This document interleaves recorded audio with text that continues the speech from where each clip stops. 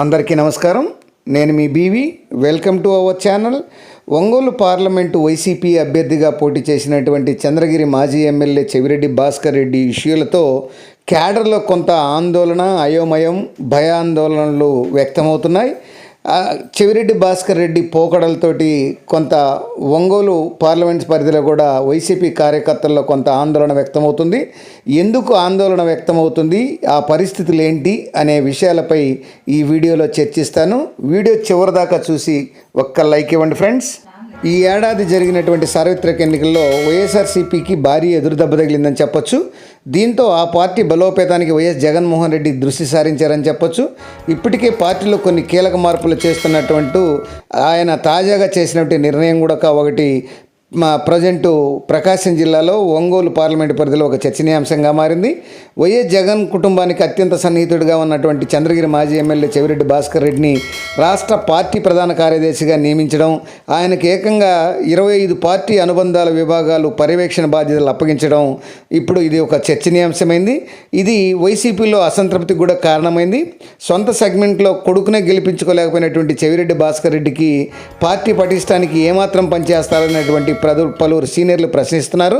YCP రాష్ట్ర ప్రధాన కార్యదర్శిగా చెవిరెడ్డి భాస్కర్ రెడ్డిని నియమించడం, పార్టీ అధ్యక్షుడు జగన్ పార్టీకి అనుబంధంగా ఉన్నటువంటి 25 విభాగాల పర్యవేక్షణ బాధ్యతలు అప్పగించడం, మాజీ ముఖ్యమంత్రి జగన్ ఇటీవల జరిగిన ఎన్నికల్లో ఊహించిన రీతిలో ఘోర పరాజయం పాలైన విషయం ఈ వైసీపీ దీంతో పార్టీ బలోపేతానికి జగన్మోహన్ రెడ్డి దృష్టి పెట్టారు.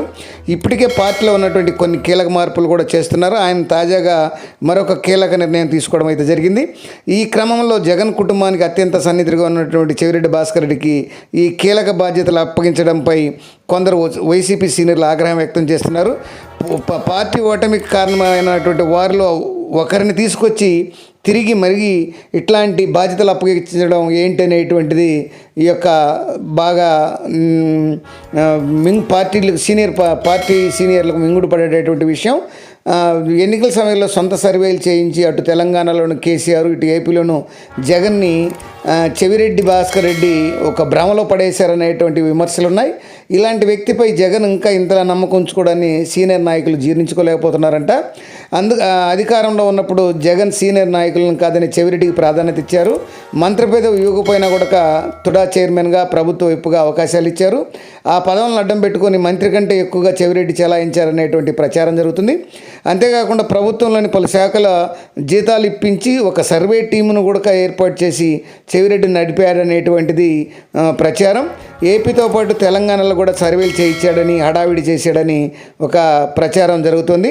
ముఖ్యంగా తిరుపతి, విజయవాడ, హైదరాబాద్ కార్యాలయాలు ఏర్పాటు చేసి పెద్ద ఎత్తున టీమ్స్ రిక్రూట్ చేసుకుంటూ హడావిడి జరిగిందని, ఇక తిరుపతి జిల్లాలో తుడా చైర్మన్ హోదాలో టీడీపీ సభ్యత్వం పొంది భూమనతో కలిసి పెద్ద ఎత్తున పెత్తనం చేశారని, తన తర్వాత కూడా తుడా బాధ్యతలు కుమారుడికి అప్పగించారని, ఆ సమయంలో సైలెంట్గా తుడా నిధులు దారి నుంచి మళ్లించి తన నియోజకవర్గంలో పెద్ద ఎత్తున దుర్వినియోగం చేశారని అటువంటి ప్రచారం జరుగుతుంది. ముఖ్యంగా తుమ్మలగుంట చెరువు పేరు నిధులు దుర్వినియోగం చేశారనేటువంటి ఆరోపణలు వెల్లువెత్తాయి.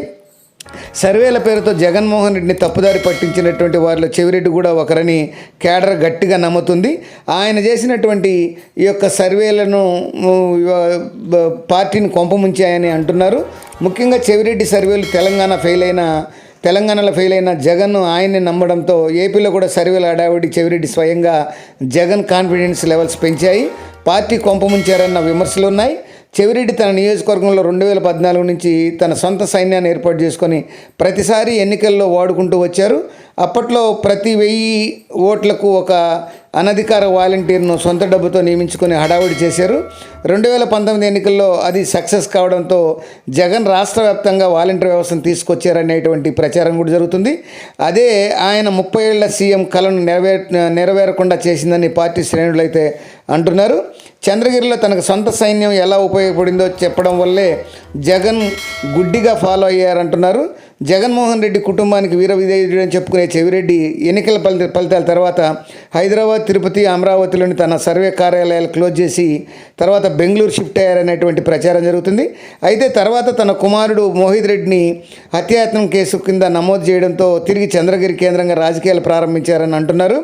రాయలసీమకు సంబంధించి చెవిరెడ్డి పెద్ద సీనియర్ నాయకులు అయినా అనంతపురం మాజీ ఎంపీ అనంత వెంకటరామరెడ్డి, మాజీ డిప్యూటీ సీఎం నారాయణ స్వామి, కర్నూలుకు చెందినటువంటి కొందరు ఈ యొక్క కాటసాని రాంభూపాల్ రెడ్డి ఉండగా కేవలం శ్రీకాంత్ రెడ్డితో పాటు చెవిరెడ్డిలను పార్టీలో కీలక బాధ్యతలు అప్పగించడంపై నాయకులు ఆగ్రహం వ్యక్తం చేస్తున్నారంట. అంటే టోటల్గా రాయలసీమ ప్రాంతంలో ఈ చెవిరెడ్డిపై సీనియర్లు అక్కసు ఏలగక్కుతున్నారు. సీనియర్లను గౌరవించకుండా, సామాజిక సమతుల్యత పాటించకుండా మరొకసారి తమ సొంత సామాజిక వర్గానికి చెందిన భజన పరులకు జగవన అవకాశం ఇవ్వడం విమర్శలకు పాలవుతుందనేటువంటి విషయం ఇక్కడ ప్రచారం జరుగుతుంది. ఈ సమయంలో చంద్రగిరి ఎమ్మెల్యే పులిపర్తి నానిపై జరిగినటువంటి హత్యాయత్నం రాష్ట్ర వ్యాప్తంగా కూడా సంచలనం రేపింది. ఓటమికి కారణమైనటువంటి ఈ ఘటన ఒక కారణమైంది. ఈ కేసులో నిందితుడిగా ఉన్నటువంటి చెవిరెడ్డి మోహిత్ రెడ్డి మొన్నటి ఎన్నికల్లో అదే పులిపర్తి నాని చేతిలో 44,000 ఓట్ల భారీ తేడాతో ఓడిపోయారు. మరోవైపు ఒంగోలు ఎంపీగా పోటీ చేసినటువంటి చెవిరెడ్డి భాస్కర్ రెడ్డి కూడా ఎలాంటి ప్రభావం చూపలేకపోయారు. అలాంటి ఆయన విధేయతకు ఈ యొక్క జగన్ వీరతాడు వేయడంపై వైసీపీ నాయకులు బగ్గుమంటున్నారు. ఏది ఏమైనా చెవిరెడ్డి భాస్కర్ రెడ్డి కానీ ఆయన కుమారుడు కానీ 2 చోట్ల ఓడిపోయినటువంటి ఈ యొక్క నాయకుడికి రాష్ట్ర వ్యాప్తంగా పదవులు ఇచ్చి 25 అంశాలతో కూడినటువంటి ఇవి ప్రాధాన్యత కలిగినటువంటి పార్టీ బాధ్యతలను అప్పచెప్పడంపై సీనియర్ నాయకులు అనేది వైసీపీలో బొగ్గమంటున్నారు. ఇది ఎంతవరకు దారితీస్తుందో అనేటువంటి అంశం కూడా ప్రజెంటు రాజకీయ వర్గాల్లో చర్చనీయాంశంగా మారింది. రాబోయే కాలంలో మరి చెవిరెడ్డి అంశం ఏ మేరకు ఈ వైసీపీపై ప్రభావం చూపిస్తుందో వేచి చూద్దాం.